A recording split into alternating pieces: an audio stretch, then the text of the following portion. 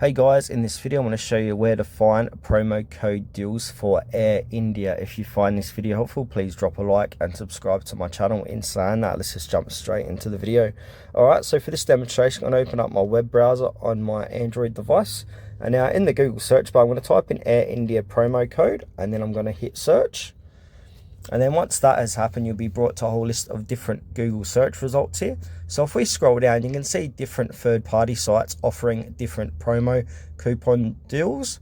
So one I like to use is called worththepenny.com.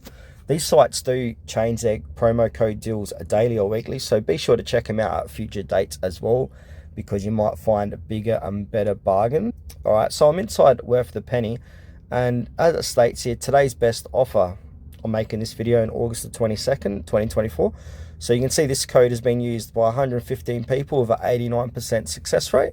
So if you want to use this one here and get an extra 1,000 discount per passenger, go ahead and click into it.